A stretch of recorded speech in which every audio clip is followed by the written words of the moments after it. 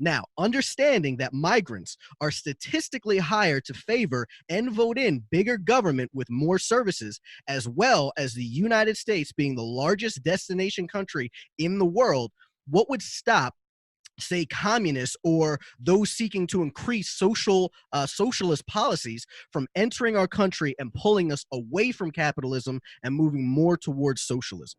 There's a lot of different ways to look at this. First of all, a lot of people escape socialist countries and come to the United States not because they want to turn the United States socialist, because they're sick of socialism. Ideas used to be stopped at borders, but now we have the internet. So ideas are happening all over the place.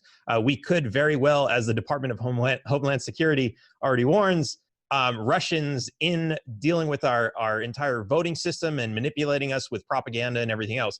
Whether or not that's true, who knows? But it could be, because there are no borders on the internet. We could be getting our ideas from communist, countries around the world as it is, and we would never know. Ideologically, we can't rely on borders to stop this type of thing from happening. Now, the other interesting thing is when I talk about socialists and communists who want to come into the country.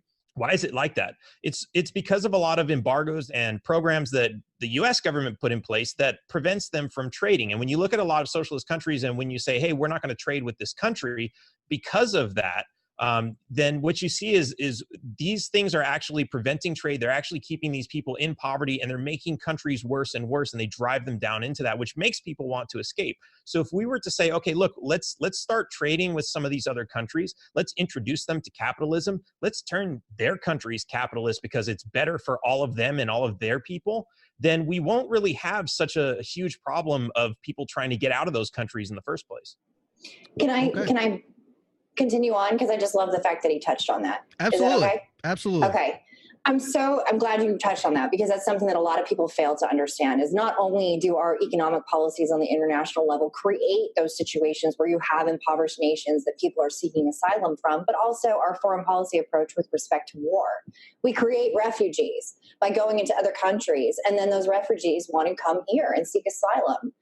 If you really want to prevent immigration, like hordes of people from other countries coming here, the best way to do it is to eliminate, change our policy with respect to warfare and end up engaging in free trade with other countries so that they have the opportunity for economic improvement and growth.